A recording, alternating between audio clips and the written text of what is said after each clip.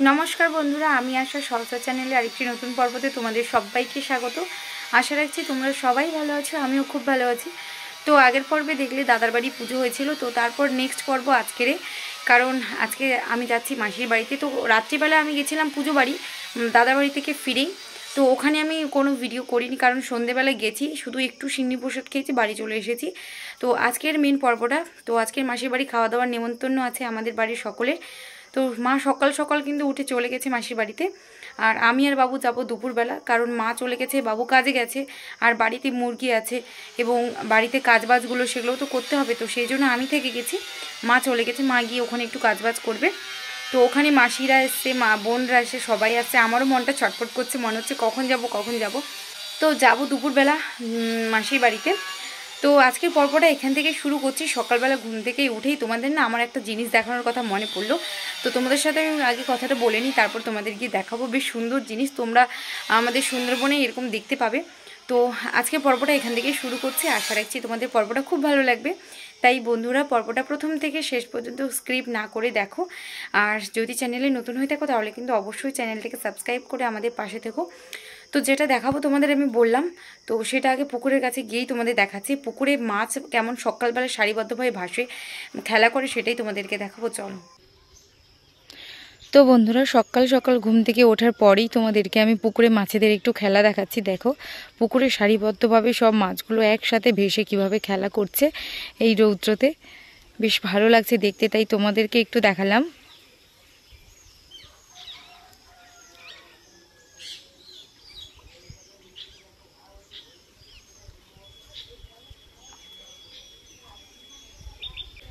আর এগুলো না সব কিন্তু সিলভার কাপ মাছ, ভীষণ বড় বড়। একটু ছাওয়ার দিকে আসলে তোমরা বুঝতে পারবে। এই দেখো মাছটা,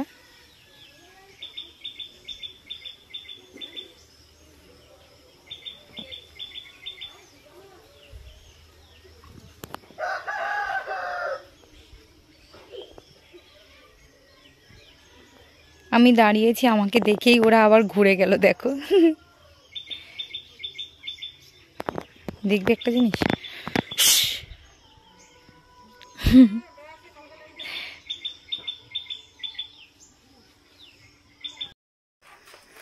তো বন্ধুরা মাছটা তো তোমাদেরকে দেখালাম। দেখানোর পরে এই দেখো একজন এসছে আমাদের বাড়ির ছুটকি, তো ও এসে নেলপালিশ টেলপালিশ পড়ছে। তো আমি সকালবেলা খাবো, এখন তো আমার ব্রাশ টাশ হয়ে গেছে, তোমাদের মাছ দেখাচ্ছিলাম। তো তারপরে আমি সব কিছু কমপ্লিট করে নিয়েছি, নেওয়ার পরে খাবো, এখন পান্তা খাবো কী দিয়ে সেইটা চিন্তা করছি। তো ভাবছি একটা ডিম ভাজা টাজা করবো। তো বন্ধুরা সকালবেলা খাওয়ার জন্য দেখো আমি লাস্টে এই ডিমই নিয়েছি, আর আলু কুচিয়ে এই একটা ডিম নিয়েছি। হালকা একটু লবণ দিলাম, হালকা একটু হলুদ দিলাম, কাঁচা লঙ্কা দিইনি, গুঁড়ো লঙ্কা দেবো, দিয়ে এখন ভাজা হবে। আর কি হবে, মা থাকলে হয়ে যেত, মা তো সকালবেলা খাওয়ার জন্য কিছু না কিছু একটা করে দিত, কিন্তু আজকে তো মা নেই, কি করে দেবে, আর করবে ওটা কি।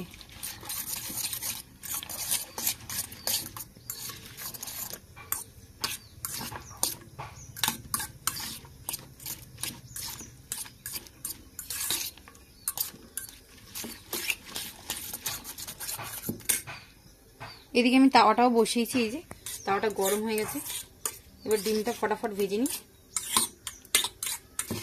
ডিম আর আলু,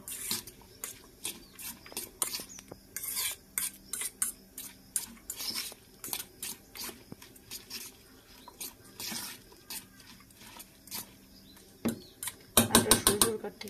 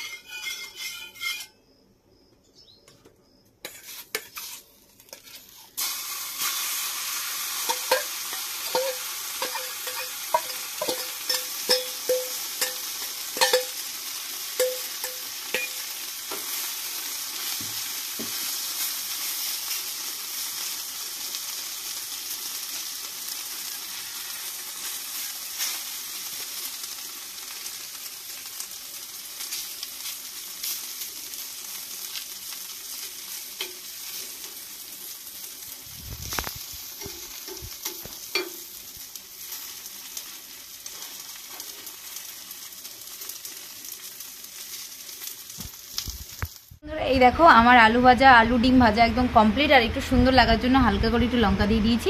আর ছুটকি নিয়ে এসেছে, এখানে হচ্ছে চিংড়ি মাছ মাখা, পেঁয়াজ লঙ্কা টঙ্কা দিয়ে। আর আমরা দুইজন বসে পড়েছি পান্তা খেতে। ও আজকে আসলো পান্তা খেতে, আমি বললাম ঠিক আছে পান্তা নিয়ে একসাথে দুজন বসে খাবো। তো চলো তাহলে ফটাফট পান্তাটা খেয়ে নিই। আর এই যে দেখো ছুটকি। তো চলো তাহলে ফটাফট পান্তা খেয়ে নিই, তারপর তোমাদের সাথে কথা হচ্ছে। তো বন্ধুরা, আমার দুপুরবেলা স্নান করা কমপ্লিট হয়ে গেছে, আমি এবং রেডি পুরো একদম বেরোনো, শুধু ওড়নাটা নিলেই হয়ে যাবে। আর এখন আমি অপেক্ষা করছি বাবুর জন্য, কারণ বাবু এখনও কাজ থেকে আসেনি। আর কি বলবো, আজকের এই গরমটা যেন অনেকটাই বেশি। কালকেরে তো গরমটা ছিল, তারপরে বর্ষা হওয়ার জন্য গরমটা অনেকটা কমেছে, কিন্তু আজকে সকাল থেকে তো প্রচণ্ড গরম, কোনো মেঘ হয়নি, কোনো কিছু নেই। তো জানি না কি হবে। তো বাবু আসুক, সেই জন্য অপেক্ষা করছি। ঘরের মধ্যে ফ্যান চালিয়ে যে বসবো তারও কোনো, ওর মধ্যে এতটাই গরম, ফ্যানের হাওয়াও পর্যন্ত পুরো একদম আগুন। তাই জন্য লাস্টে বাইরে এসেই দেখো, বাইরে গাছের তলায় এসে বসে আছি।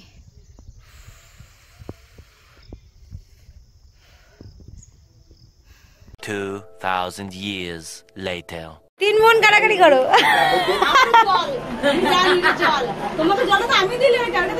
মা আর এর ভর দিয়েছিল ওই যা খামচে খামচে কি করেছে, এই মেরে দাও, ঝাড়ু দিয়ে দাও।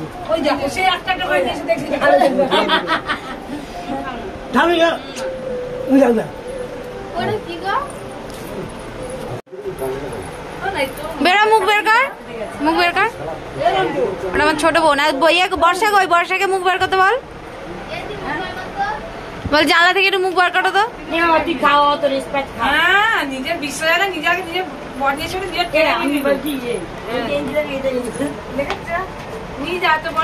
বন্ধুরা বুঝতেই পারছো যে যখন 2 বোন বা 3 বোন একসাথে হয় তখন তো মারামারি ঝগড়াঝাটি চলবেই। তো দেখতে পাচ্ছ যে একটা জলের বোতল যেটা স্পাইট মনে করে সেটা 2 বোনে কাড়াকাড়ি করছিল, আমার মাসি আর আমার মা।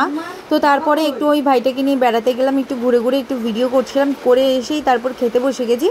আর এই হলো আমার বড় বোন, যে বোন লজ্জা পাচ্ছিল তখন মুখ বেরোয়নি জানলা দিয়ে, তো ওকে আমি দেখিয়েই ছাড়লাম। এই যে দেখো ওদেরকে আমি দেখিয়ে দিলাম।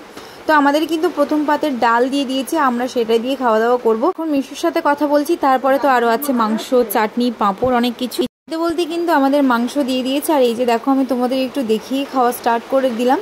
আর আমি যে কতটা ভাত খাই তোমরা দেখেই বুঝতে পারছো। আর এদিকে আমার বোনরা কিন্তু ঝালে শুশু করছিল, আমার যেহেতু ঝালটা লাগেনি। তো চলো তাহলে আমি মাংস দিয়ে ভাতটা খেয়ে ফেরার সময় কথা হচ্ছে।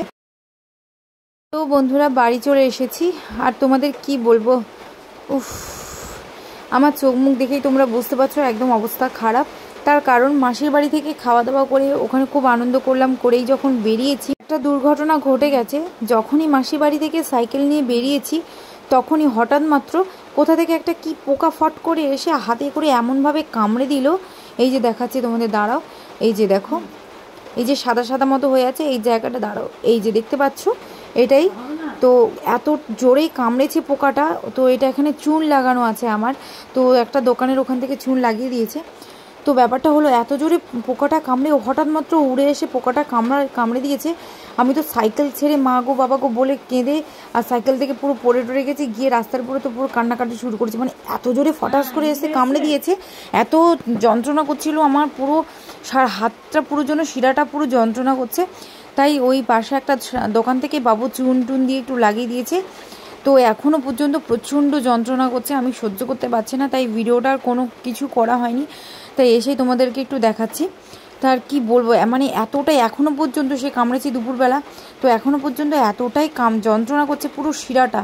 তো চলো তাহলে একদম বিকেলে কথা বলবো, প্রচণ্ড হাত যন্ত্রণা করছে আমার। বিকেলবেলা আমার হাতের ব্যথাটা অনেকটাই কমেছে, দুপুরে একটু ঘুমিয়েছিলাম তার জন্য। তো হাতটা শুধু যন্ত্রণা করেনি, তার সাথে অনেকটা রক্ত বেরিয়েছিল, কারণ পুরো ছিদ্র করে দিয়েছিল। তো যাই হোক বিকেলে একটু হাত যন্ত্রণাটা কম হতেই একটু বাজারে গিয়ে বেরিয়ে পড়েছি, যেহেতু আজকে শুক্রবার ছিল আমাদের হাটবার। তো বেরিয়ে পড়েছি আমি আর সাগরিকার মা, আর ছুটকিও আছে। আমি যে তোমাদের সাথে কথা বলছি বাইরে এত প্রচণ্ড ঝড় বৃষ্টি হচ্ছে, তার জন্য ভয়েসে আমার কথার সাথে সাথে প্রচণ্ড বাইরেরও আওয়াজ আসছে, তোমরা একটু মানিয়ে নিও প্লিজ, আমি জানি তোমরা মানিয়ে নেবে। তো বন্ধুরা আমরা দেখো ভিজে ভিজে একদম বেরিয়ে পড়েছি বাজারের জন্য, আর বাজারে চলেও এসেছি। এই বর্ষাতে ফুচকা খেতে চলে এসেছি আমরা সব।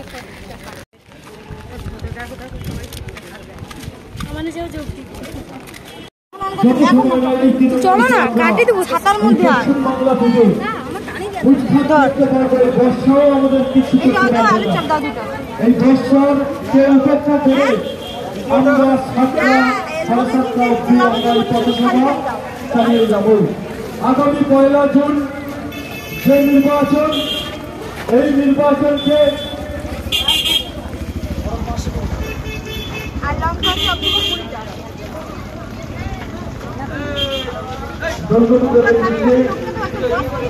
তার বক্তব্য রাখার জন্য আহ্বান করছি।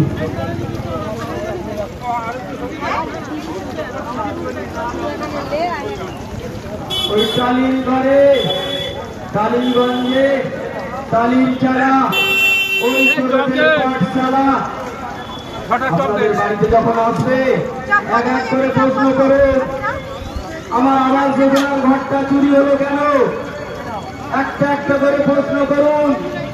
বলুন আমার 100 দিনের জব কার্ড আছে, এই 100 দিনের জব কার্ডে আমার 100 দিনের কাজের টাকা ঢোকে না কেন বলুন। এই গোসাবাতে পরপর এতগুলো প্রাকৃতিক দুর্যোগ হয়ে গেল, আমফান, আয়লা, বুলবুল, ফলি, ইয়াস, প্রত্যেকটাতে সরকারিভাবে বেসরকারিভাবে অনেক রকম অনুদান এবং প্রকল্প এসছে। এই প্রত্যেকটা প্রকল্প সাধারণ মানুষকে সমানভাবে বন্টন করা হয়নি কেন?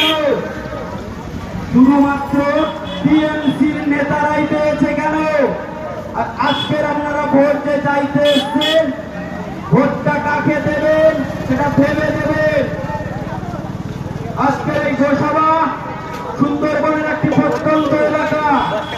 এই গোসাবাতে 14টা অঞ্চলে 40 লক্ষ পরিযায়ী শ্রমিক ভিন রাজ্যে কাজের জন্য যাচ্ছে, শুধুমাত্র তার বাড়ির বউ বাচ্চা মায়ের জন্য। পশ্চিমবঙ্গের রাজনীতি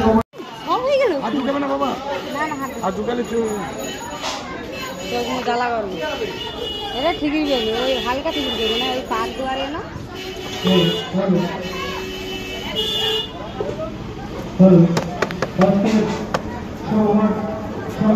সভাপতি উপস্থিত